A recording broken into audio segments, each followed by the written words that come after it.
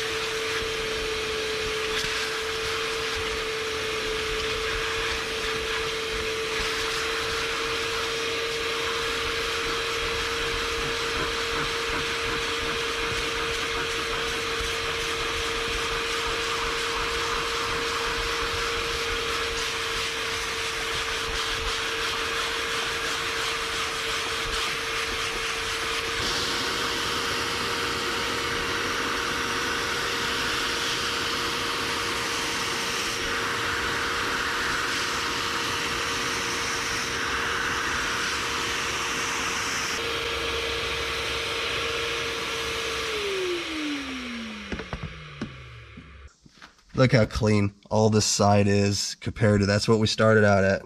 That's just so dirty and gross. I mean, you can see it built up down in here. Yeah, that took literally just what, 2-3 minutes tops. Just run it through there. Obviously, we still got to do all that over there. But man, I just wanted to show y'all just how easy it is. And you should have smelled the odor that's coming out as I'm removing that out of that seat. It's pretty nasty. So let's go see what we sucked out of it. Click this guy off of here. Let's go look outside. Man, you can see how gross that is. Look how nasty that is. Ugh, that's disgusting. Let's pour it out. I've been pouring all this gross stuff into this container. Yeah, gross. Yeah, that's nasty. People ask me all the time in the comments section, how do you go about your door panels? Well, I cover up the switches with a rag and I just hose her down just like this. Check this out. We're going to get her all hosed down with our cleaner here. All this is plastic. It'll wipe off for the most part. But in here we got like a little fabric inlay, and it does need some scrubbing. To be expected. I mean, people, they touch on these areas when they use their cars. I mean, imagine that. So we're just gonna get some soap on there. This is our Purple Power, again, cheap stuff from Walmart. Sometimes it's Awesome Sauce, sometimes it's Zep, whatever's cheap and whatever I've got on hand. Now I could come in and just scrub it with my brush. Oh, did you see all that dirt just come right off there instantly, right? We can probably get rid of that guy now. Cool, cleaning up good. Look at all that nastiness running off of there already. Ugh, look at that, just coming out of there, so gross. But it's fun to watch. I love watching that dirt come out of there. I'll get in here with my Bissell or even just a shot vac. Look at that grossness running down. And just suck all that out of there. You know, a rag even, you know, good microfiber. You know, we can get in here with, do this little number here, right? If you'll go with the grain on some of this stuff, you'll notice in the pattern, you know, got these weird little patterns that kind of go in X shapes and stuff. Scrub it just like that. Scrub it one way and then go back this way. You'll get all that out of there. And you could just sit back and just erase the years off this car. And it's all just a matter of how hard do you want to work. And in my opinion, the stuff just isn't that hard. And look, I mean, we got all that nastiness. Look, here it is down here. We'll just wipe it right off. Look at that. And like I said, we'll go through and clean all the plastics as well. And when we're done, we'll wipe it down with some of that good shiny stuff. I've been using some Meguiar's that I had laying around, left over from an old flip, that has been working great on making these interiors look really nice and smell good. Yeah, this stuff right here. I'm gonna finish up my detailing. I'll check with you guys in just a little bit if anything eventful happens. I love showing you guys all that dirt sucking up out of them seats, so you'll get a few more of those shots.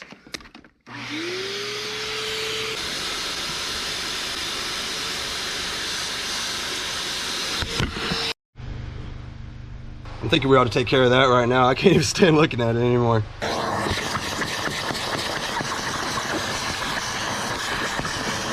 That stuff is thick like molasses. I think it's just pop from just who knows how long it's been in there, and it's like dry like syrup. It's disgusting. Let's see how strong this Purple Power is. See if we can get that to come up out of there. I'll just put a little in there. See if it'll come out of there.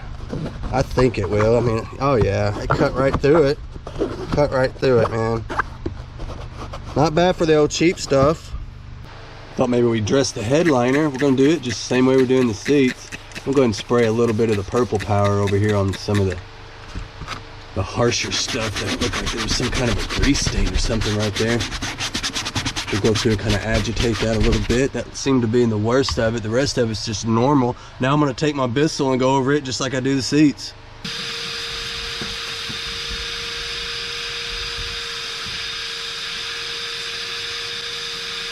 I think I'm going to go ahead and pull these seats out. They come out really easy. Not a lot involved in it. I was noticing there's a little card here. Hey, that's kind of cool. Got a little hatchback thing going on there. Cool. Anyway, it's got a bunch of stuff, stains, coffee stains, pop, things like that, all the way around the seats, and it's really hard to get up in those tight spaces like up in there. So these seats come out so easy that look, you just pop these little covers off. A bolt there, a bolt there. There are no bolts in the front. These seats just clip in the front. So a couple of bolts and you're there.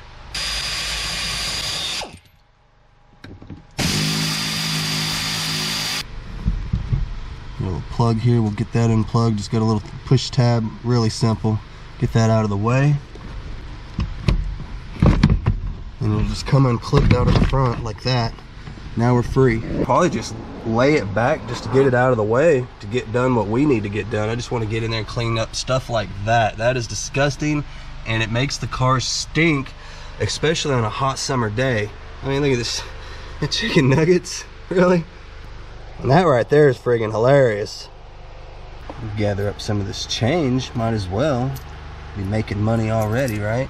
Got all kinds of change in here. Look at this.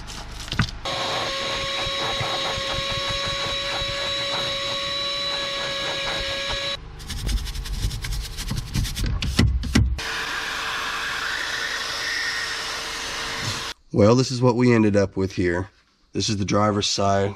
far cry from what we started out with. Here's the passenger side, a little bit of what we started out with over on the other side. For right now, I'm gonna finish up this side of the interior. The other side's looking pretty sweet over there, not too bad.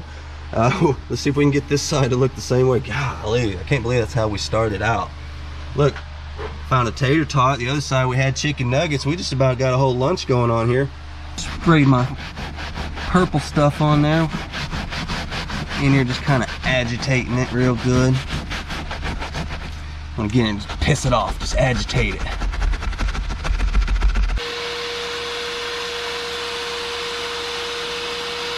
You guys are in here messing around with this stuff. Take your wire that plugs in your seat and tuck it away somewhere. Don't get it full of moisture and cleaners and water and all that kind of crap. Just tuck it away up inside of there. Keep it dry. It'll help you out, I promise. I just finished up the interior, got the seats back in it. She's looking real good. I'll show you guys that in just a little bit. It was good timing too, because our parts just showed up. This is what we got, man. You guys remember I broke that shift solenoid trying to get the side panel off, so I got a brand new one here. Here's the old one. Just to recap, I snapped the plug right off the end of that. Look at that, it's broken. So we did get ourselves a new one here, brand spanking new. Check it out. We'll get that put in there. That cost me a couple of days and $40. Good news on that. We thought it was going to be $75 and it turned out to be only $40. So the money that I saved, I bought a brand new seal for the side panel. That the old one was leaking, so it desperately needed that. And some of you guys commented about that too, so good eye. And we got a filter and a pan gasket that came in this kit right here. Let's see, what did we spend? I believe this kit, that was $25. For some reason, this thing was $22. Don't ask me. And then, like I said, $35 for that. And then we got some transmission fluid. It actually says it holds 7 quarts to do a change. I got 5 here. I got 2 more around here somewhere. Man, that was like $40 worth of transmission fluid, if not more. So very pricey, but you know, well worth it. There's no point in going through all the trouble of pulling that pan off, doing all this work, and then putting that leaky seal back on there. That seal goes around the CV axle, in case you didn't know, and it was leaking pretty good. Well, isn't this nice? This is not the right seal. Look at that. No, that's definitely not going to work. So back to O'Reilly's we go. Hopefully they'll get us the right one, and hopefully they'll have that one in stock. This one I had to wait on. Hey, good news everybody, we got our part. We are good to go. Let's get home and get it put in, see if we did any good. I don't know what happened there. For whatever reason, they gave me parts for a manual transmission, and I guess they're different. This is the one you're actually gonna need. There's the part number. This came from O'Reilly's. This was way cheaper than the other one. Comes with a couple of parts here. You see how this is a 2-piece setup? In case you don't know, there you have it. This is what's going in. I'm gonna show you how to do it. You just want to take your seal, put it in there. I cleaned this up a little bit. You remember it was coated with grease and grime because of the seal leaking. So now I've got these big gigantic sockets. I mean, look at the size of this thing, 1 5/8". I mean, this thing is huge. I got an old tractor that I work on, so I've got stuff like this handy. I'm just going to use that because it's the same diameter as the seal, just to get it started, and then I'm going to switch over to a block of wood, something like that. I don't want to take a chance on messing the seal up, so I don't think I want to go metal to metal contact the whole time, but just to get it started, because they are a little bit difficult to get going. You can see there, it's started now. Got me a little 2x4, got a fresh cut end on it, and I just kind of whittled the edges away just a little bit with a screwdriver and a hammer. Very simple to do, and now it fits right on top of the seal. I don't know if you could tell, but it's kind of recessed down inside of there, and now my 2x4 is modified to where it'll fit inside of that recess and still catch the edge of the seal, the metal part. Okay, so now we should be good to go ahead and drive it on in there.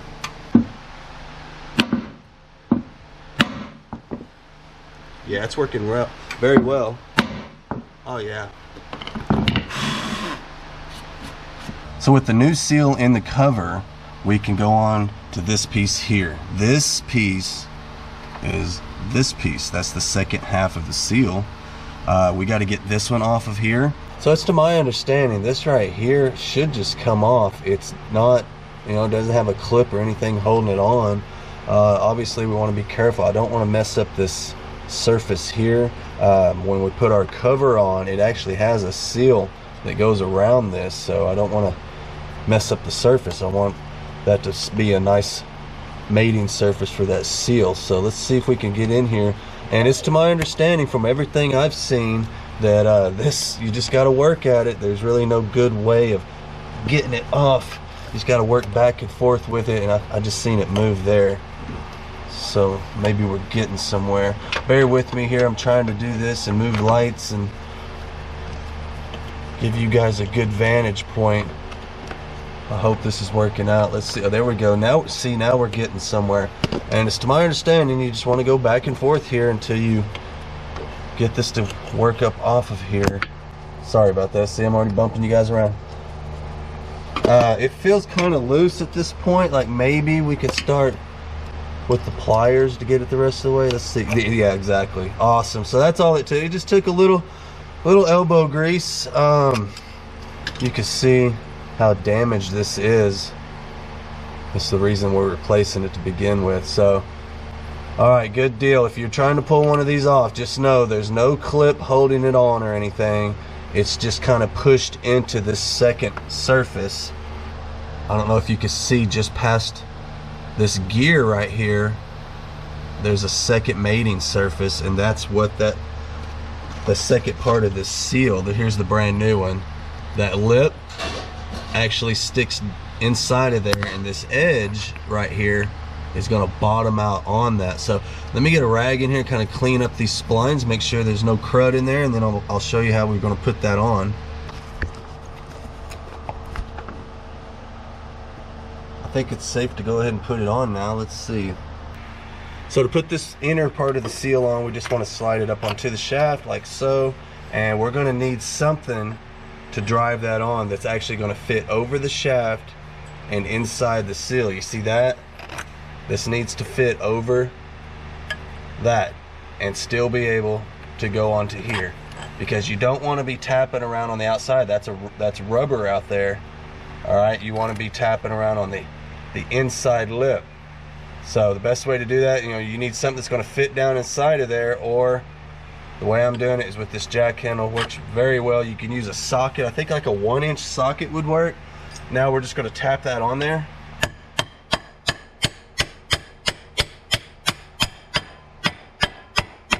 And you'll hear the tone change when you bottom out.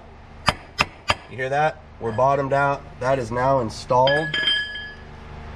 That's exactly what we wanted, just like that. Now the kit comes with a brand new C-clip to go right here to replace the one. I don't know if you can see that. You see how that one's still on there?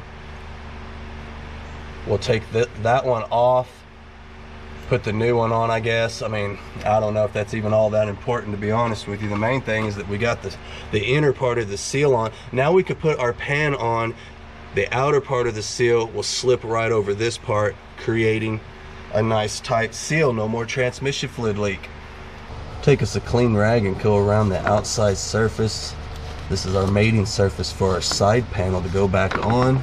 Want all that to be nice and clean, of course. Here's our brand new shift solenoid that I broke. You guys remember I broke that one, so it's going in. Now that we got that in there, we should be able to put our little clip in. Slides in right in this little groove here. There we go, just like that. Here's our plug. Let's get that on there. There we go. We could put the side panel back on us, put the suspension back together, and start filling it up with fluid. In part one, when we were taking this apart, a mistake that I made, I was just being lazy, as I didn't come over to the other side and loosen off the subframe bolts to give us just a little bit of extra room to get that pan off, and that's how we ended up breaking that sensor. So I'm gonna go ahead and rectify that situation now. I'm gonna get this splash shield out of the way to expose my subframe bolt that's under there. We're gonna loosen off the passenger side as well. We're only going to loosen them, we're not going to remove them, and that should buy us that extra little bit that we need, so we don't have to sit and try to pry it and fight with it. So with those screws out, I could kind of push that over just a little bit. There's the bolt there, if you can see. Should be able to get that loose now. Obviously we've got everything supported by jacks, jack stands, all that good stuff, so we should be fine. All right, so now we should be able to loosen this last one off. Remember, we're just loosening, we're not removing.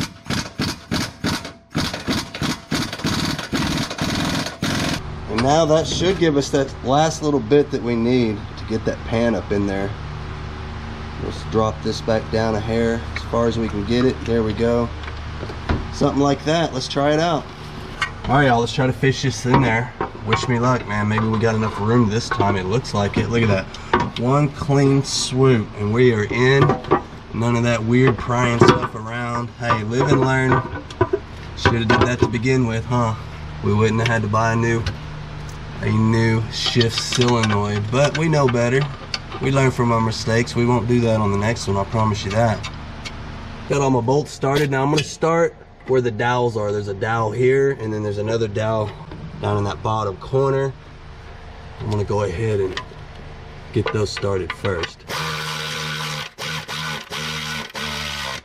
I don't want to tighten them super tight or anything. I want to go back and finish tightening them by hand.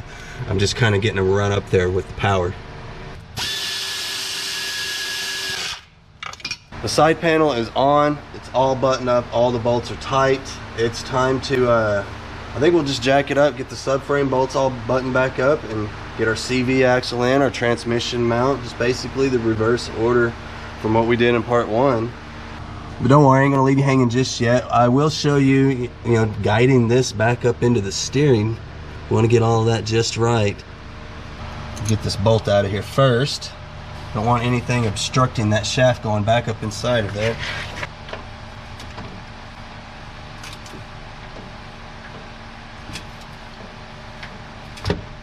You can see we've made contact. There's going to be a notch on the side of the shaft there for the bolt to go through.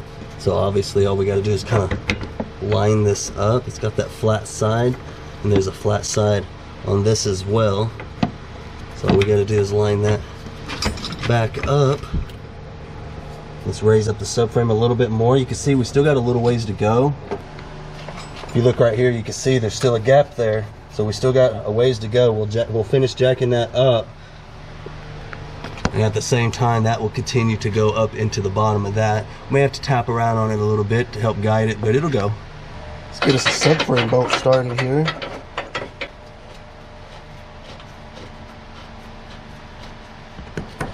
You can see here we've got the shaft on now. All I did was just barely tap on it with a hammer, and it just popped right on there. I think that got it. Let's see if we can get this to thread in there now. Turn it around here. We can get to it. There we go.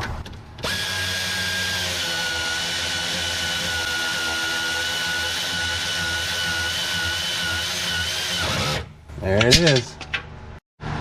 So at this point, the subframe is bolted back in. I've already bolted in the other side as well. It's time to put these suspension pieces back in. We'll get this end link, brake caliper, the CV axle, of course. Let's get everything put back together, reverse order of how we took it apart. Thought maybe we get the CV axle back in. Let's clean the end of it off here. Maybe put a little transmission fluid around it, help it slide into the seal. I don't know, seems like it would help. And here we go, let's get it in there.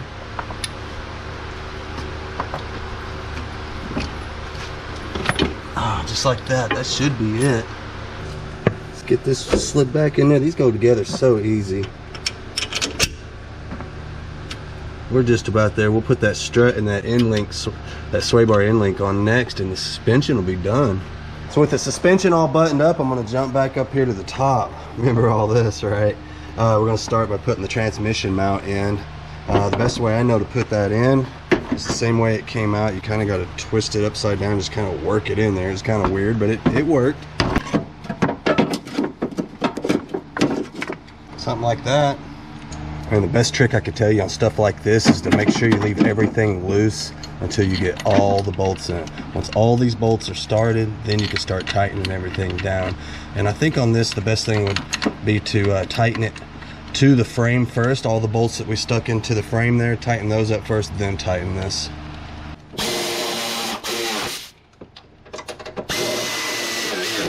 So with those tightened to the frame rail, now we could tighten these up to the mount.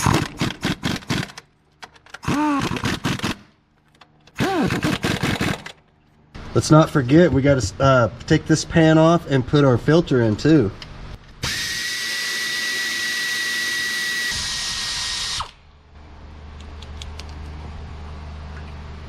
Let's pop this old filter off of here.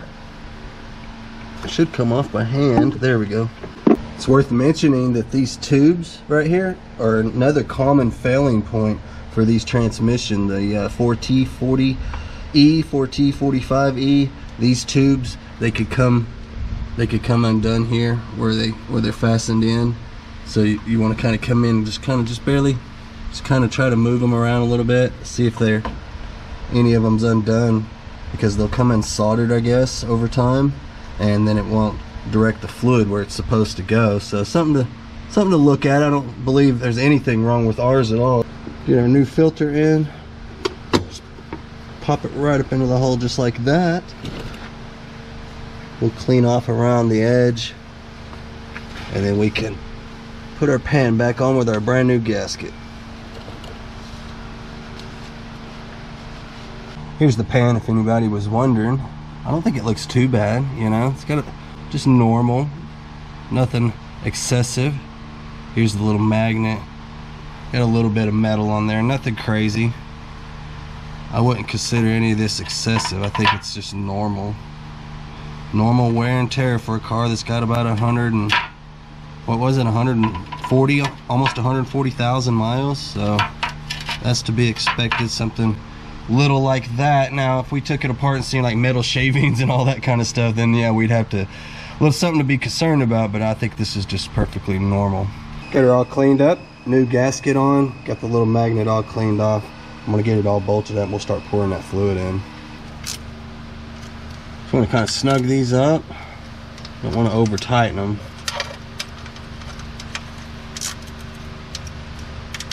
So since these don't have a dipstick, the way that you check the fluid on these is you pull this little plug out on the transmission and you start filling it from that top cap that I told you about a minute ago, the vent one. And when this starts to leak out, that's when you're full. So let's go start that right now. All right, there's the cap.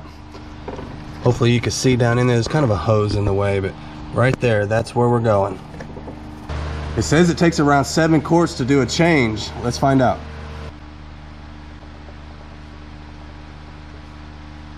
Got a couple quarts in so far. No leaks, nothing dripping out. So we're in good shape so far. If that pan is so shallow, I mean, what is this, like an inch deep?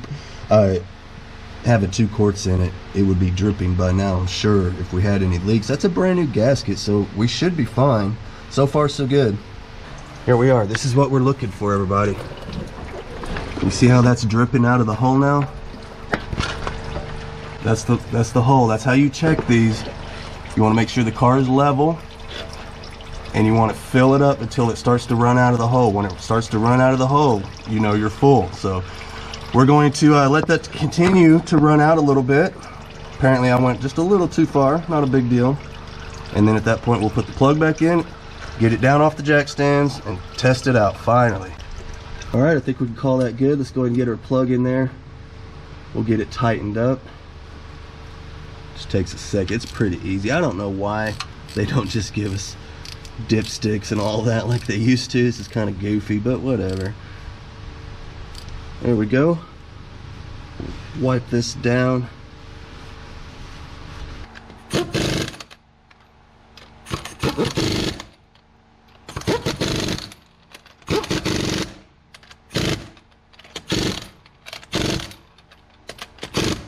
So pretty much the final step, get the battery hooked back up. We'll do that now.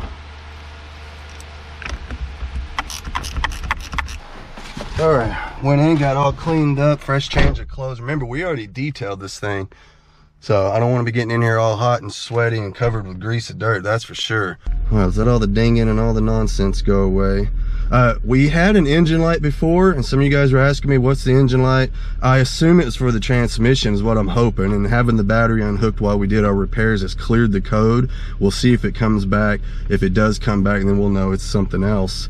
I'm assuming it is the was the transmission. But I don't have an engine, a code reader anymore. I'm so stupid, y'all. I left my code reader in a car that I sold, so it's long gone. That code reader was kind of big and bulky, and it was hard to carry around at auctions with cameras and batteries and all that kind of stuff. So I found myself leaving it in the truck most of the time anyway. So anyway, I'm gonna get a new one, a much smaller one, and that issue will go away.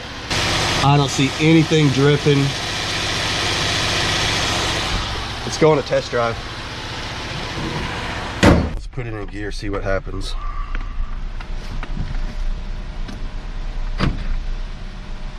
Straight into reverse. Felt to go straight into drive.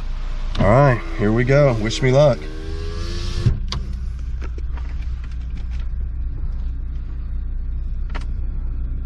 So far, so good, y'all. We're moving. All right, let's get her on the open road, see what she does. It's not looking good, y'all. I just went to pull up the driveway and I just lost drive completely, I think. I just lost everything. I lost all my gears. What's the deal here? I just lost everything. Huh. Nothing. It won't go into reverse. It won't do anything. We started off so good. What is the deal? I'm having, look, it won't go, the shifters. I wonder if we got a shifter issue and we're stuck in neutral or something weird. Let's lift the hood and go see. Good grief. Because look, watch. All that you can hear the locks, but it's like it's not moving. This may take an extra person. I may need somebody to get in here and shift while I look at it. I don't know. Good grief.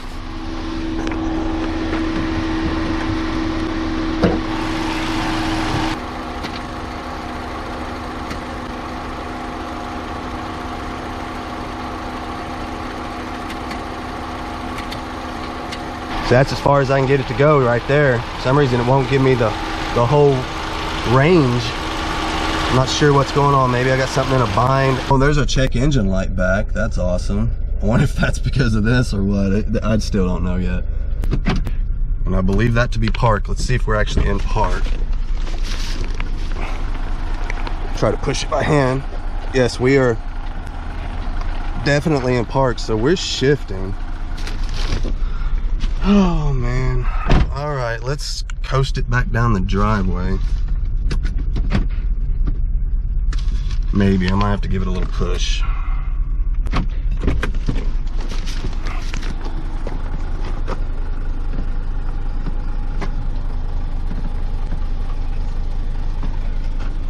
It acts like it's trying to move on its, oh look, it's doing this on its own in reverse, y'all. I think it's in reverse. Maybe that's drive. Oh, well, we're moving now, but we're slipping, look. Yeah, what the hell? What is going on with this thing? That should be neutral. That should be back to reverse.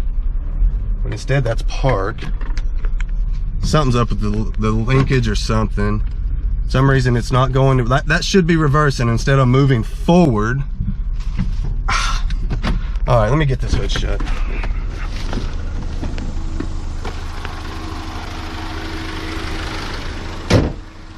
Well, hey there, Chloe. What are you doing up here? Get back home.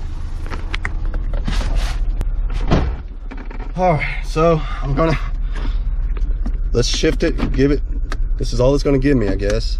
Right there. It wants to move forward. You can see there. Move out of the way, Chloe. Get out of the way. Let's see if we can get up the driveway and at least get turned back around. I could coast back down. See, there we go. I just lost it. All right, now get out of the way, dog. Oh my God, Chloe. All right, so we're gonna coast back home, hopefully. Let's see. Test my backing skills here. We gotta get this thing rolling fast or we won't make it all the way back down. Let's see. Ooh, get back over here. Can't hit the brakes. Don't want to hit the brakes. Well, we're zooming now. This should get us all the way back to the house. Now, supposedly we're in drive right now, so that's kind of funny. Look, it's trying to stop me now. Yeah, it just held me up right there, and it wants to go back forward again. Let's see if we can get it turned around before it starts slipping again. Oh my God. Going off-road in the Cobalt, y'all. Oh my goodness. That's all she's giving me. Hang on. I don't know what's going, maybe, hopefully we're just low on fluid. I'm not even sure. Everything seems to be completely out of whack at this point. I'm trying my damnedest to get it back to the shop. We'll get it up and maybe check the fluids or something. Maybe we just don't have enough fluid in it. That doesn't seem possible though. And obviously we got something going on with the shifter because it won't give me full range. And I'm hoping that that's all it is. Supposedly we're in drive right now, y'all. So let's see. And there's Chloe. She's gonna get right in the way again. Chloe, don't mind me. Got the car in here in the shop and I've got it level. About all I can really do now is pull this plug back out and hopefully we'll have fluid run out, or it's low or something. I don't really know.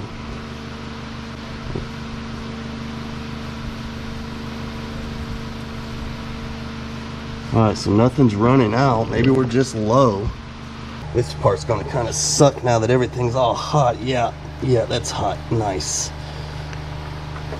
There we go. Got that out of there. Let's get our funnel back in there and I'll dump some more fluid in it. We'll start off by just putting about a half a quart in there and see where that gets us. Get underneath here and see if it's running out yet. Nothing yet. We got water dripping out. That's just from the air conditioning. Nothing to be alarmed about, but still nothing. I don't see anything dripping out yet. Wow. I've already put over half the quart in. Maybe we are considerably still low for some reason. I mean, we did take the whole side of this transmission off, so maybe it's going to take more than the 7 quarts that it calls for on a traditional fluid change. Let's see. We're dripping out yet. Still nothing. Wow, we're extremely low. That's 7 quarts of transmission fluid and nothing's coming out of the sides yet. We are not full. Apparently we're not even close to full. Probably what happened is when we started the motor, we sucked all that fluid into the transmission and all of its components, and now we're low. So it makes perfect sense. I think they said this transmission holds like 12 quarts or so, almost 13 quarts, something like that. So maybe we got another couple of quarts to go before we're actually full again. That's what happens when there's no dipstick. We'll go ahead and start the car, get all the fluids circulating and everything, and we'll check it again. At least she runs good. If you check it while it's running, nothing's running out. I wonder if I should fill it up till it runs out while it's actually running. Let's get the cap back on it now. What I ended up doing was filling it up till it ran out of the hole while the car was running. See if that made any difference. And basically what happened is I ended up getting an extra 2 quarts in it. Let's see if that makes any difference. All right, let's see if we got reverse yet.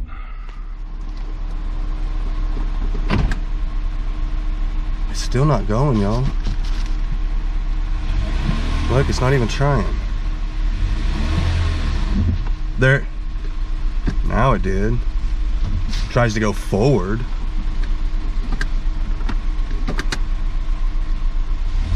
See, it tries to go forward,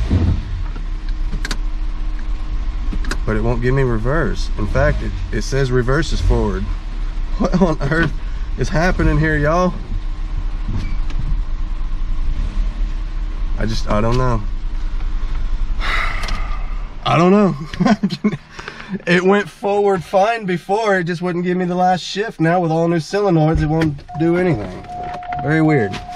Well, hell, y'all, looks like it's back to the drawing board on this one. I don't know what to tell you. Keep in mind, this thing drove home from the auction fine, no issues at all. It just didn't give me the 3rd to 4th gear shift. Otherwise, it shifted fine, no slipping, no going in and out of gear, none of that. just didn't give me the last shift. Now it's not giving me anything. I'm lost. I don't know. I do believe I did the refill process correctly. I think I did from the videos and the research that I watched. I think I did it right. You guys chime in. Let me know if you got experience with this sort of a deal. Let me know, man. If I messed up, give it to me. We're a little defeated right now, but you never know, man. I mean, if I got to get back in there and do it again, I'll do it. I don't care. I think I could do it the second time twice as fast, no problem at all. And maybe get in there and see if, you know, is there something wrong? There's a weird little fork inside there that operates the shifting. I do believe that that was on the way it was supposed to be. I don't know. Maybe we need to get in and have another look. So, hey, I hate to leave you guys on such a bad note, but like I said, it's back to the drawing board on this one. Your input is much welcome on this, and I'm going to go ahead and get on out of here for now. The video's getting kind of long anyway. So, hey, this is the downside of car flipping. They don't always go as planned. It's just how it is, man. It's part of it. We were on a roll there for a little bit. It was bound to happen sooner or later. So anyway, I'm going to get on out of here for now. Please like, share, subscribe, all of that good stuff. Don't forget my Instagram, link in the description as always. Hit me up on Facebook, WeirdBeard on Facebook. I will accept your friend request. And for now, I'll see you guys next time.